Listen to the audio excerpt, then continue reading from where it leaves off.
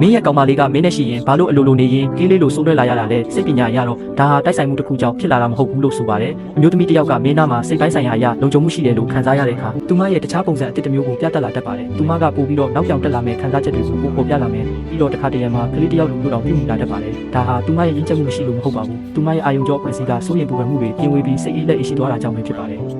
တခြားလူတွေနားမှာဆိုရင်တော့သူမဟာကိုထိန်းချုပ်ထားတတ်ပြီးသူမပြောမဲ့စကားပြုမှုမဲ့အပြုမှုနဲ့ပတ်ဝန်းကျင်ကိုချပြမဲ့ပုံစံတွေကိုပို့ပြီးသတိထားတတ်ပါတယ်ဒါပေမဲ့သူမစိတ်ချင်းနှိစက်တယ်လို့ခံစားရတဲ့သူရဲ့အနားမှာတော့အဲ့ဒီလို PR တွေအားလုံးပျောက်ကွယ်သွားတတ်ပါတယ်အဲ့ဒီလို PR တွေပျောက်ဆုံးသွားတဲ့အခါမှာတော့သူမရဲ့ပို့ပြီးနူးညံ့ပြီးပျော်ပျော်နေတတ်တဲ့အပိုင်းလေးကအစားထိုးနေရယူလာပါတော့တယ်ဒါကြောင့်လေအချို့မျိုးသမီးတွေဟာသူတို့တကယ်သဘောကျတဲ့အမျိုးသားနားမှာဆိုရင်ပို့ပြီးရေမောတာပို့ဆန်းတော့တာကလေးဆန်တာဒါမှမဟုတ်ပို့ပြီးဖြစ်ကင်းစင်တဲ့ပုံစံမျိုးတွေဖြစ်လာတတ်ကြတာပါအမျိုးသားအများစုကတော့သူမဟာကပောက်တိကပဲဖြစ်နေတာလို့ထင်တတ်ကြပေမဲ့စိတ်ပညာအရတော့ဒါဟာစိတ်သက်သာရမှုလုံခြုံမှုနဲ့စိတ်ပိုင်းဆိုင်ရာလုံခြုံမှုရဲ့ပြရုပ်တစ်ခုပဲဖြစ်ပါတယ်တကယ်တော့တစ်ခါတည်းမှာအဲ့ဒီလိုကလေးဆန်တဲ့ပုံစံလေးကသူမရဲ့အရင်ကျဆုံးအပိုင်းမဟုတ်ပါဘူး